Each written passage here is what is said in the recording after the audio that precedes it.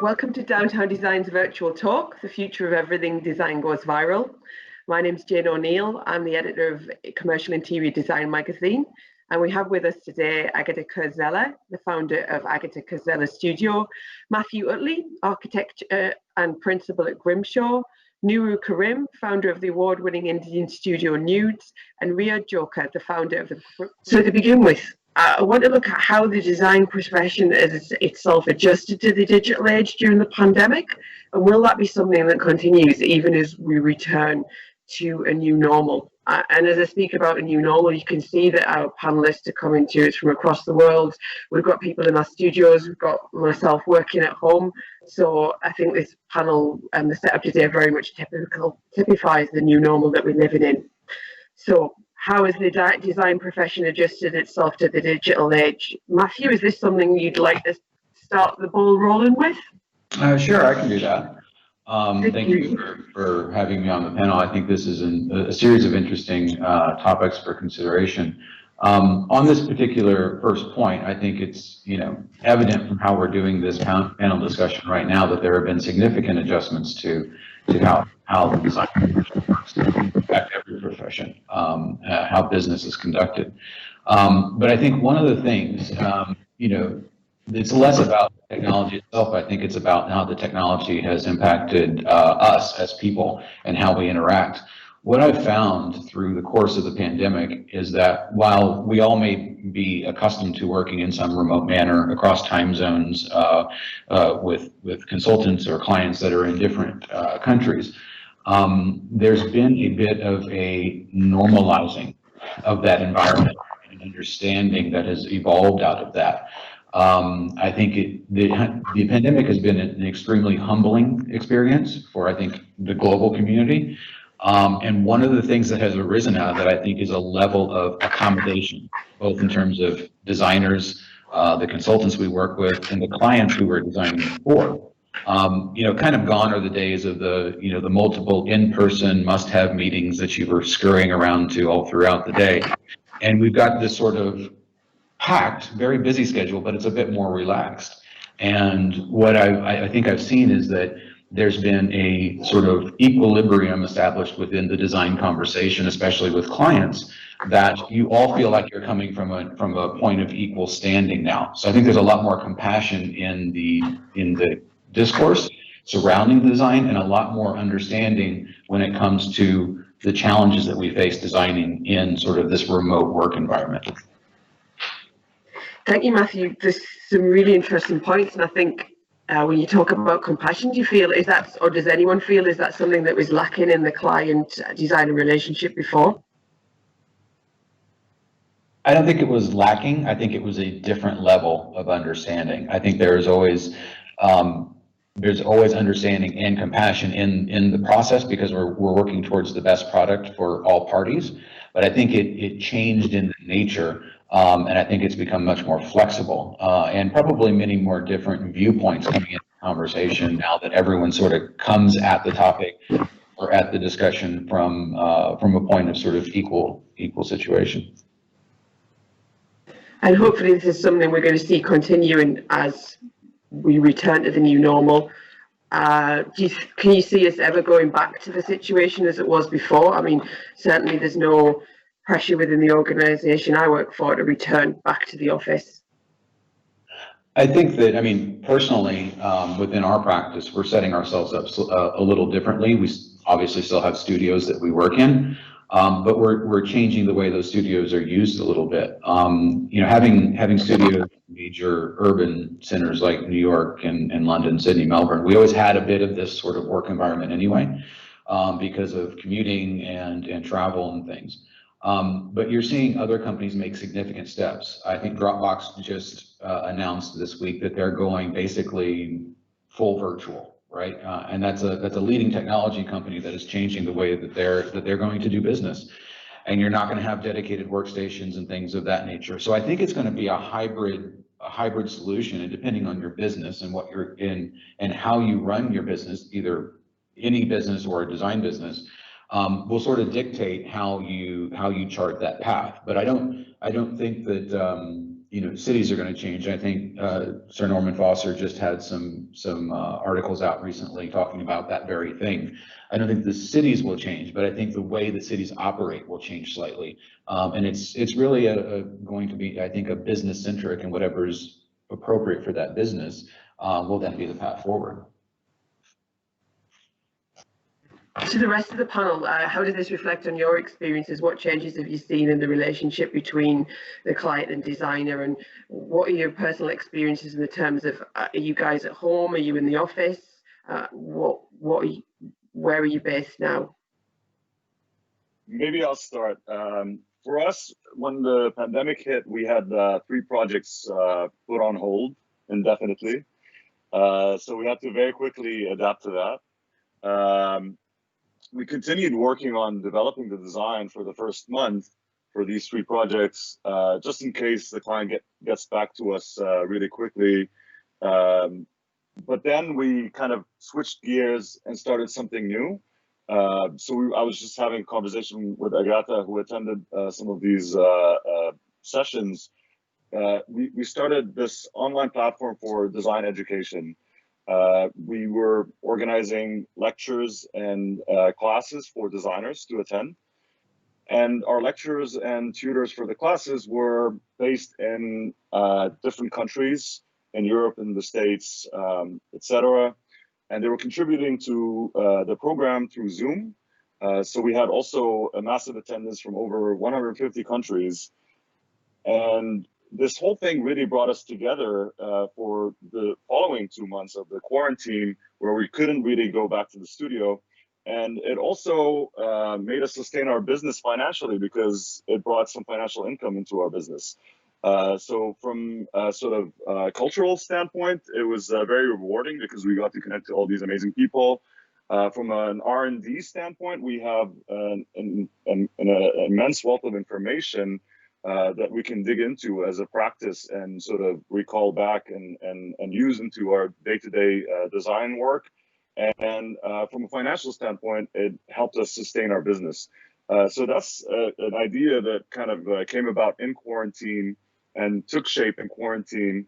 And next month, we will be continuing this program just as a sort of supplementary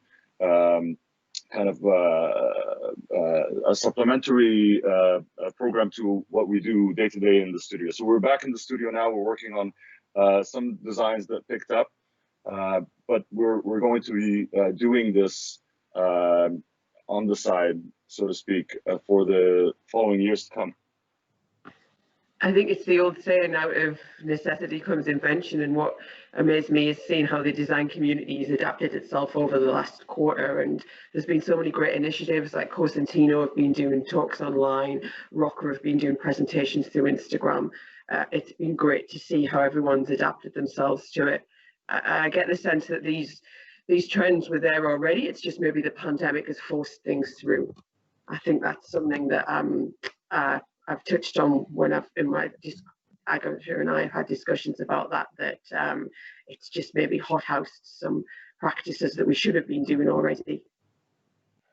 Yes, that's actually, if I may chip in, that's very interesting that what we're doing right now, it's nothing new really from technology point of view, but we were forced by the situation to look at the tools that we already have and try using them. And people who are maybe not technologically savvy and afraid of using them were forced, and obviously there was a lot of understanding of the situation, to try. And it was a kind of mini training session for everyone. And it's amazing how easily we adapted, how receptive people and clients were to do the Zoom meetings instead of the usual in-person meetings. And it was very interesting to see that as a humanity, we were really capable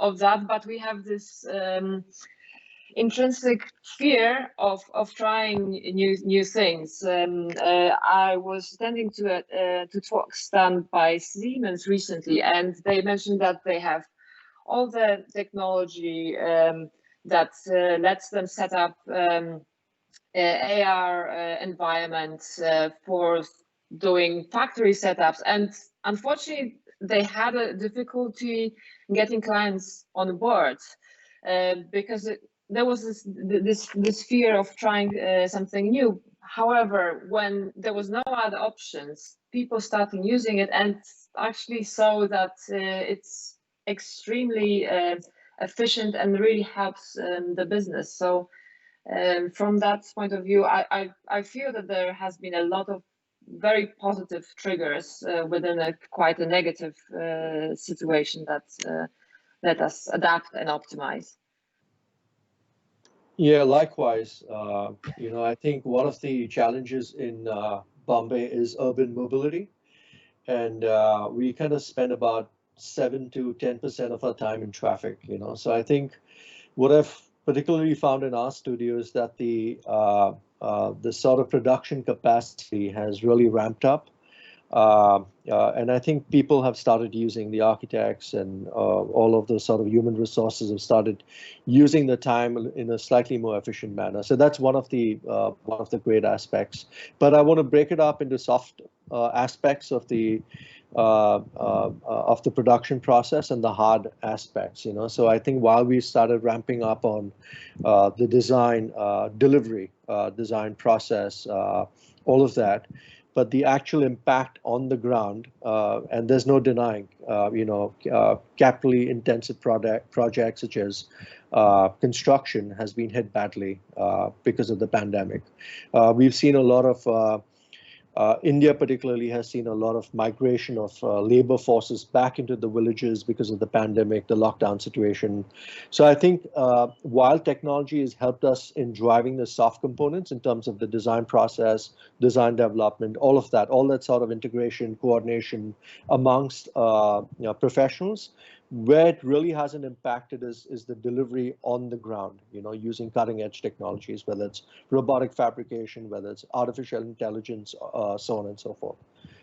So I see both sides of it. But yes, as a studio, we've sort of become efficient. And Jane, to answer your question, I think this trend is going to continue even as we return to the new normal. So it's not going to just disappear.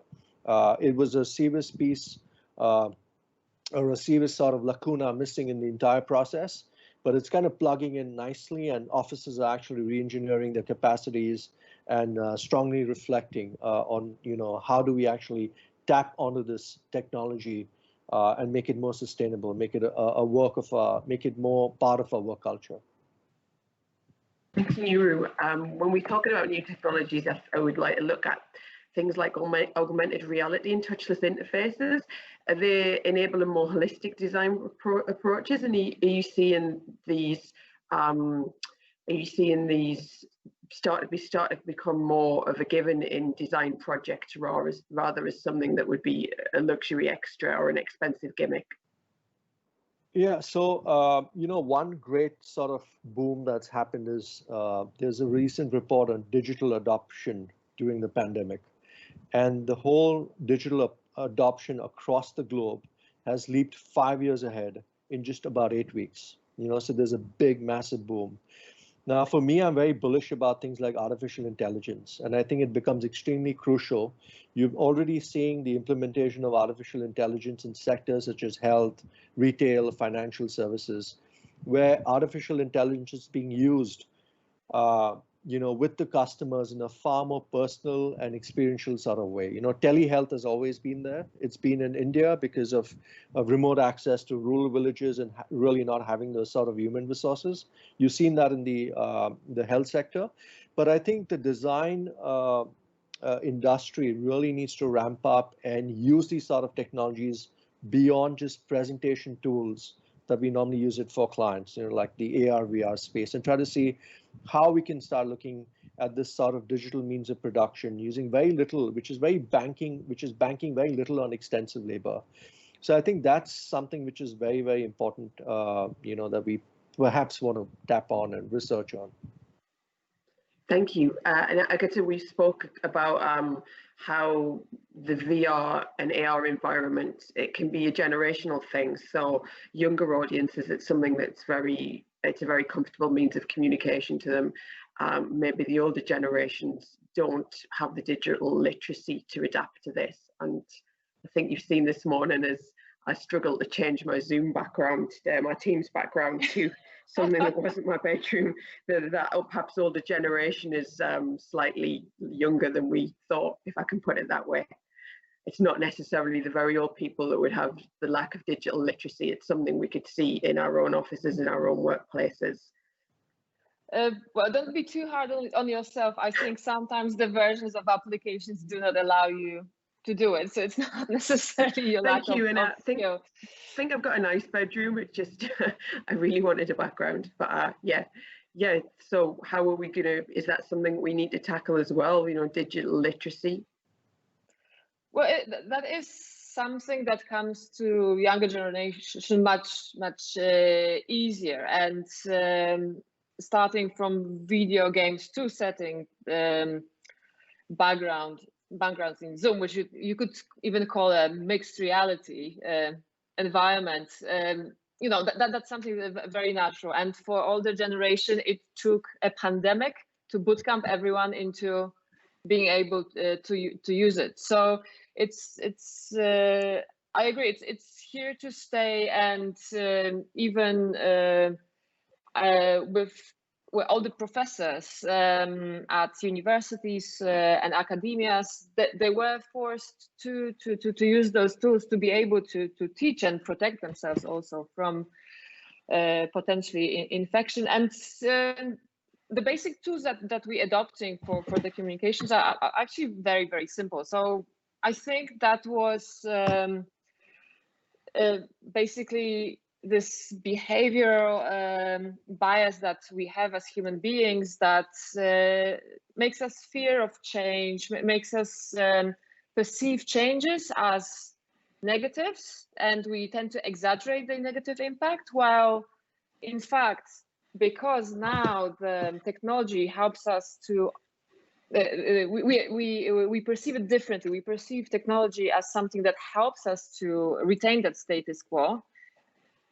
We don't perceive it as a negative thing. So I think generally approach of all the generations also change. They see that they can engage with their friends or with work colleagues through the technology, and it's not a threat. It's something that lets them lead the life that they had before. So it's kind of a maintenance tool rather than a new gimmick that is scary. So I think that has been just very useful in resetting the the behavioral framework.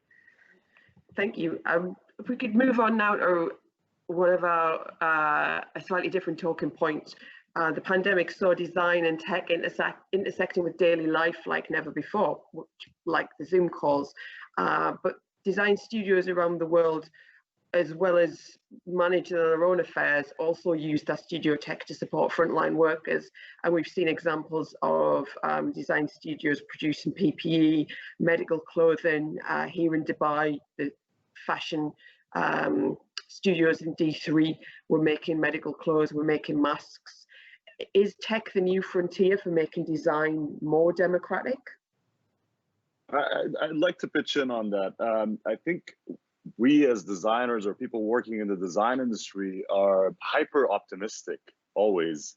And we always believe that what we're doing is contributing maybe at a level larger than what it really is.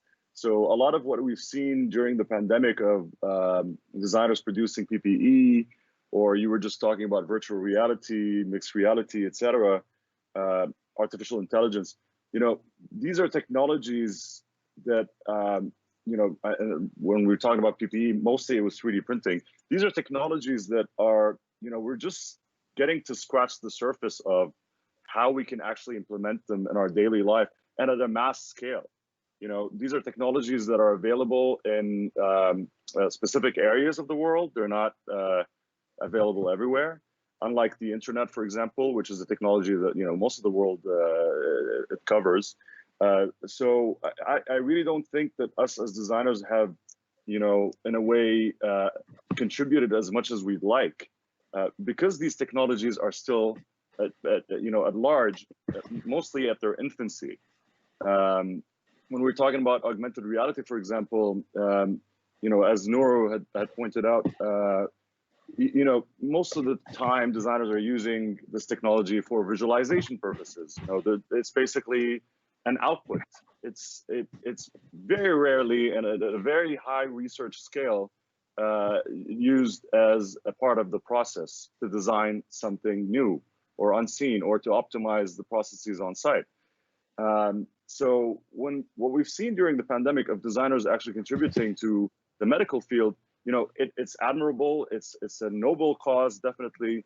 But I personally did not feel like it was, really solving a problem. It's definitely contributing to a solution, but it's not the ultimate solution using design to basically contribute to this very serious issue. I think if we can point out new ways of working, I think that's something that definitely should be addressed. If we can point out new ways of actually showcasing our designs to the world and to our clients, that's something that could be addressed today. But are we contributing to the medical field as designers? I mean, yes. I mean, a lot of the objects that we use in the medical field have been designed one way or another. We're touching design every day. Is this a technology breakthrough? I don't think so. Are technology breakthroughs in design contributing to the medical field at a level unprecedented? I'm not sure. It's great that if you have a 3D printer, you can produce maybe a few hundred PPE devices and send them out to people that might need them, especially when there was a shortage. But it's not really, changing much, in my opinion.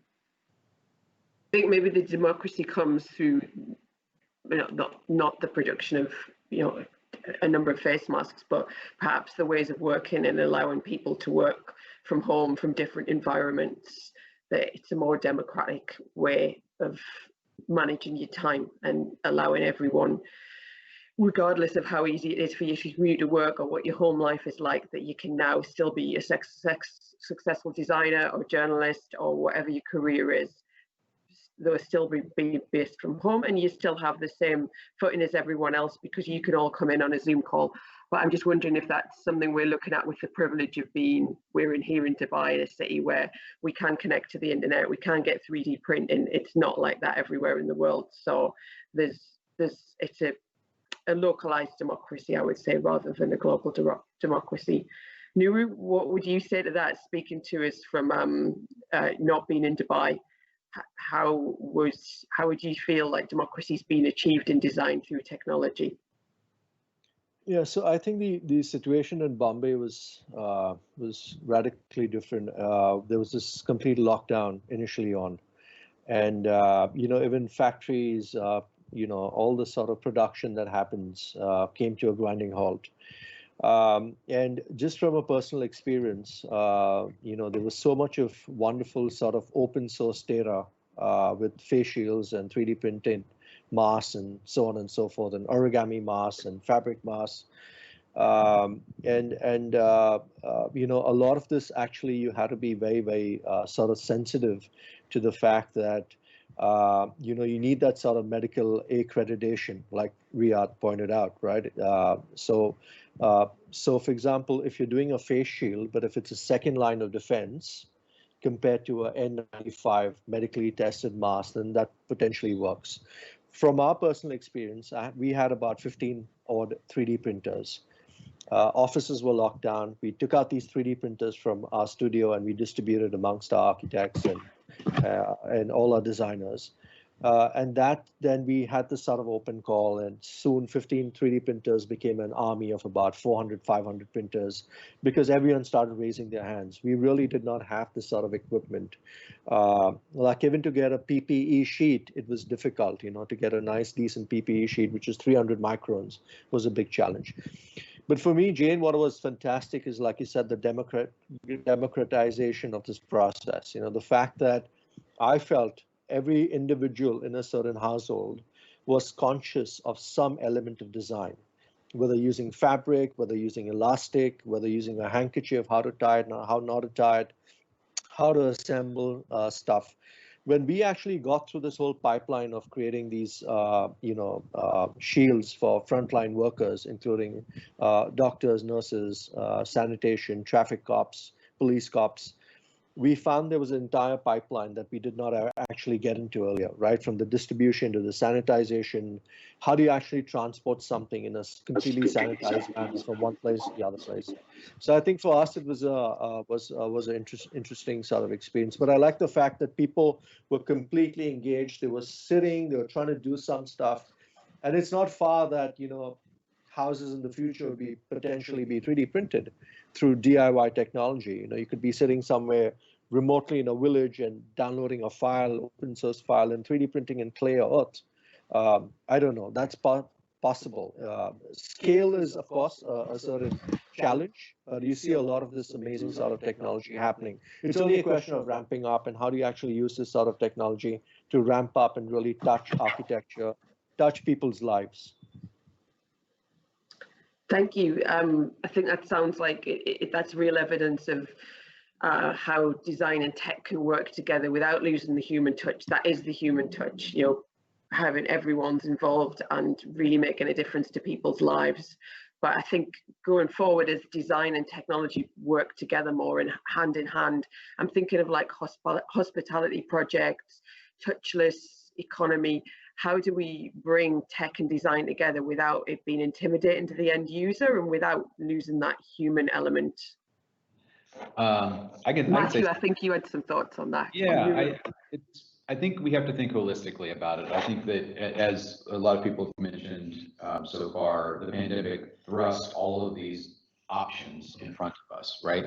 And it's things that we've probably been pushing on projects or applications or strategies for years, right? Trying to do touchless. I remember when SPG came out with their pairing with the iPhone, and you didn't have to check in. You just walked up and you were checked in, and then you went to your room and it automatically opened for you. They never go as planned, obviously, and it requires a certain ubiquitousness of the technology across different platforms, different users, and different expectations. I think we've always probably used technology to keep a sort of a human touch in things. When we create visualizations, as both Nuru and Riyad have mentioned, a lot of the technology is used for visualization, whether that's VR or AR. But those are always designed from a human point of view, right? We set up our virtual environments to be as we see them. When we're using AR, we do it so that it enables greater human understanding of the place or of the scenario. So I think there's already a level in that. And I think that one of the things, in construction, we've started using AR a bit more for sort of site verification. And Agata was mentioning the Siemens installation of factories and things like that. And we're starting to see that both in letting less developed countries use AR to sort of lay out the footprints of buildings to dig foundations, or we use it for site verification for things like making sure things are installed in the right location because we have the digital model imported into AR. And that's a bit superficial, right? I mean, it's a nice to have, but what that does is it allows the designer to have a greater maybe involvement in the end product, which I think is very discipline centric conversation. But a designer that might have always spent their time with their head in a digital model designing a house or a building or a tower or whatever, then is able to go on site and then use that technology to actually make sure that what was being built is real.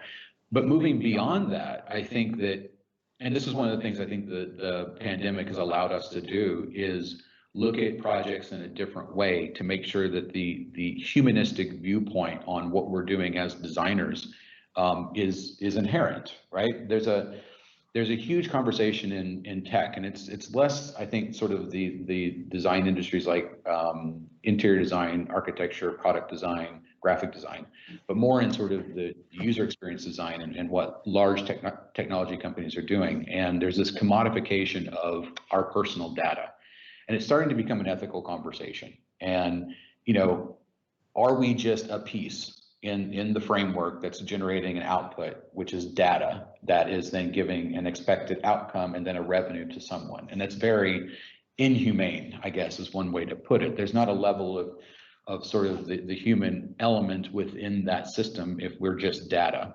And so there's a conversation about just because you can do it, should you do it, right? So what is the appropriate use of technology in those scenarios? So for us, I think, you know, as a practice, we're always looking for that social aspect of projects. And the pandemic has allowed us to sort of refocus a little bit and use some of the existing technologies, the remote working, the digital design environments, and rapid prototyping, which are all kind of standards in the industry now, but use them in a slightly more humanistic manner by looking at projects like rapid deployable COVID testing units, workers' accommodation for remote workers, because everyone ends up in quarantine, which means if you're out in the middle, in this environment, out in the middle of the desert, in a camp, let's say an engineering camp, you may not be able to leave for a month or 2 months when you were accustomed to leaving every 2 weeks and doing a rotation.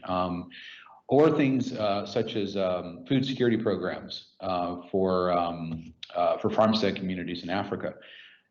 Traditionally, we would have been forced into a more traditional way of working to develop those projects. But with the use of the remote working and all the technologies that we're using now, we've been able to, just as Nuru was saying, we've taken a giant leap forward in acceptability and sort of adaptation of technologies to realize those projects, which sometimes get swept under the rug a bit because they're just one of many. And now I think that it's given us an opportunity to focus on those because they take the same amount of effort to produce and to deploy as any other project because we're all in this sort of same working environment. So I think it's the human touch is both an element within design, but also the way you approach design. And that's probably the greater opportunity with technology is to approach projects slightly differently that provide that connection between designer and user and client. Thank you. I think, and what I'm hearing is that the human element needs to be considered, and the design statements, it can't just be digital for the sake of digital or touchless interface for the sake of touchless interfaces. The end user has to be considered throughout. And Agata, I wanted to bring you into the conversation because I know this is something we spoke about, how you feel design has to serve a purpose digitally, and there has to be consideration for the end user. Yes, we spoke about that briefly, and the main point of that was that we should not try to use design just to impress wider audience with what kind of cool and alien things we can produce and impress through being technologically savvy, but the really good design is something that serves a purpose. And if it does, then even if there are technological issues or maybe certain learning curve for the users, if there's a purpose, they will be eventually used, and if they well designed. What I actually wanted to touch on was also like what Matthew mentioned about us being part of data potentially and not really having a meaningful presence in a way.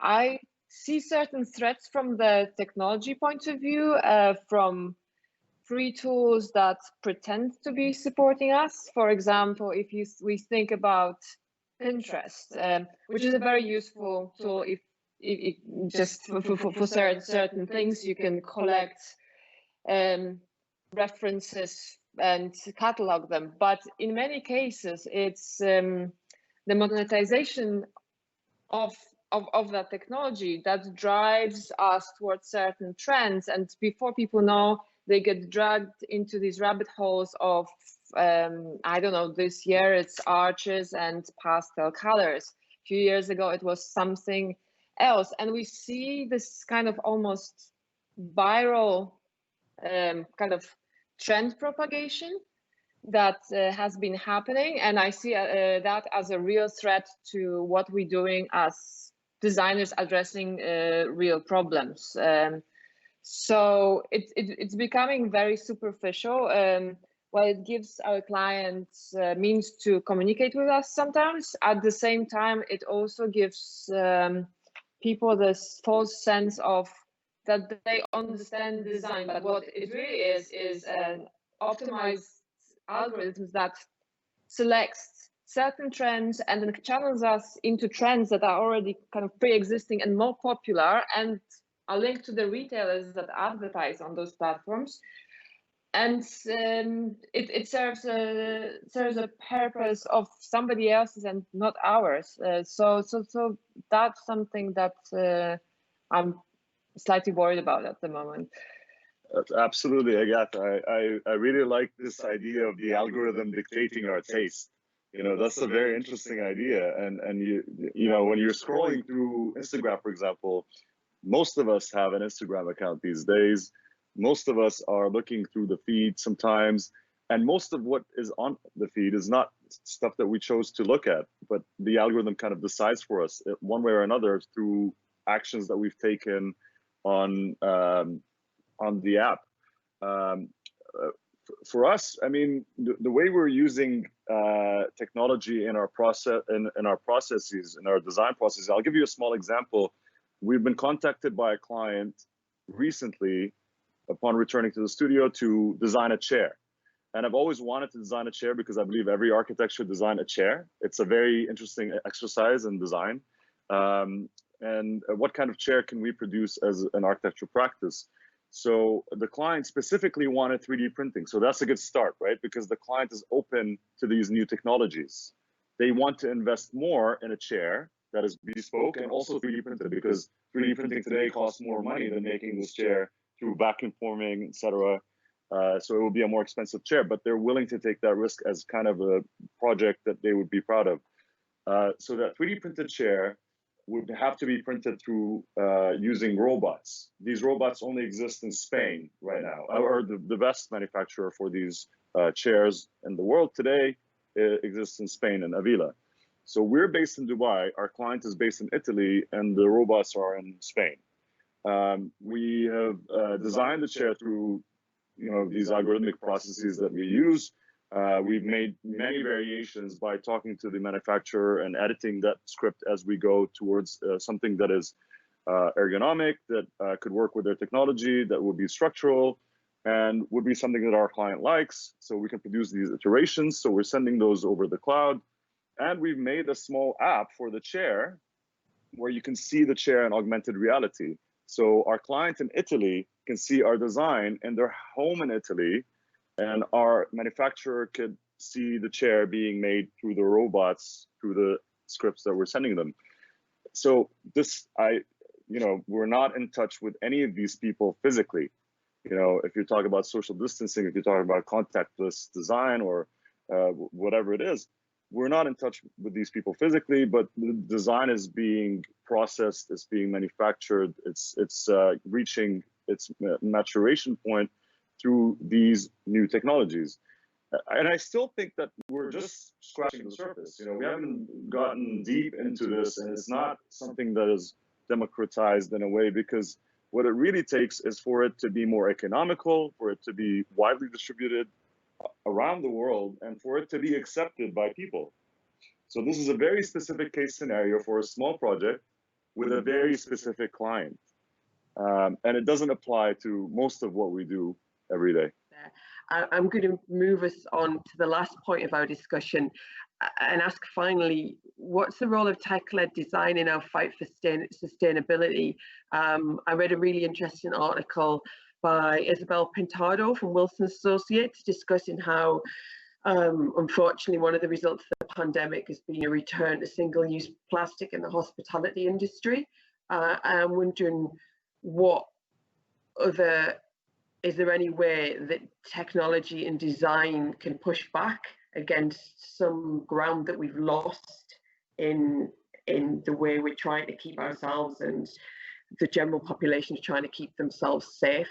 So how can tech-led design help in the fight for sustainability in a post-COVID world?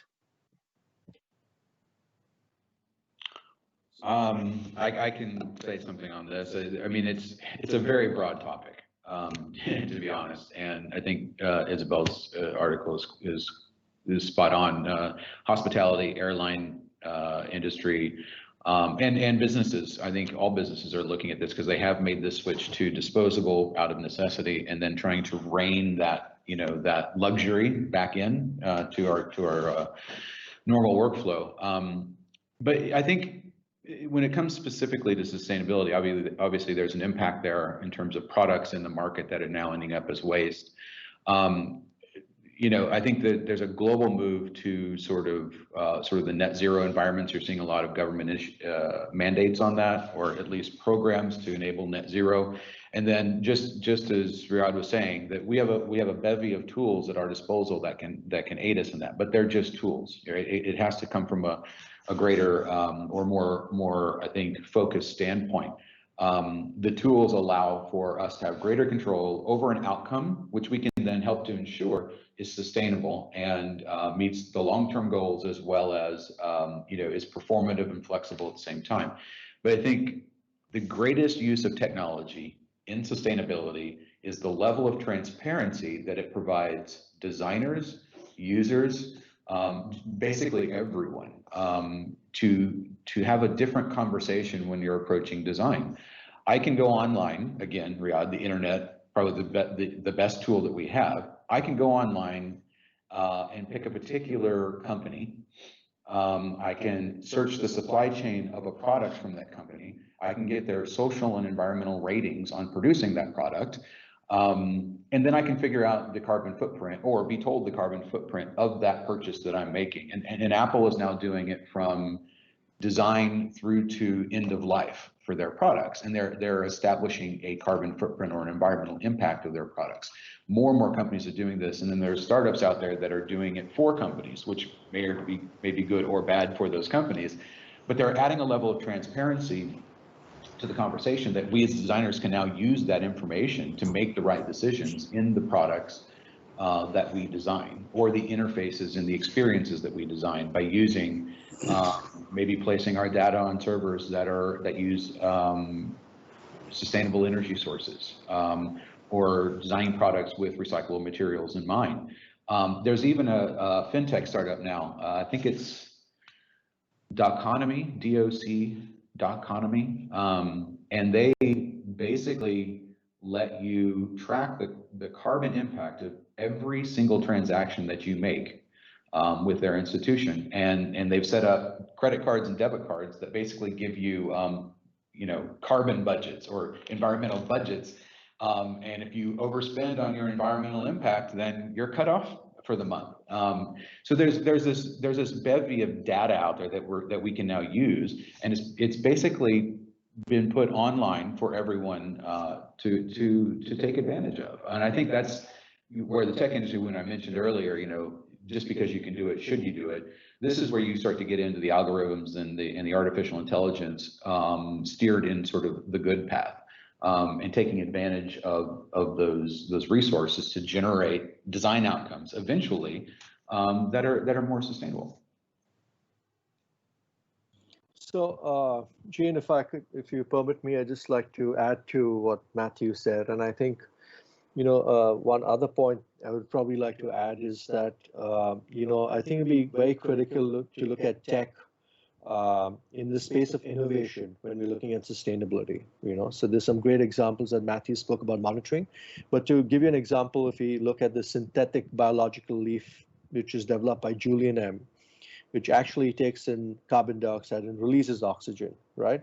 So if we actually have these sort of tech-based innovations that people are willing to fund, research, invest in, I think what is shocking is that we are one of the capitally intensive and one of the richest industries on the planet, the real estate industry. And what's really shocking is the lack of funds for R&D, and I think what we need is funding for failure. We need people to actually start funding startups, funding organizations, fund failure. It doesn't matter what happens. Take it like a lab sort of investment and see how tech could actually look at that. So that's just something I wanted to add one of the greatest things about the pandemic is to actually see and explore nature as a serious engine for recovery. There's been sort of reclaim of space where nature is concerned. And I think a lot of great values, that are around us can be tapped into nature. It's like this massive reservoir for innovation that we can tap into and harness the sort of the potential. And I think for a very long time, we've only seen nature as a provider, of stuff. So we want something from nature, we take it, but we've never seen it as a mentor.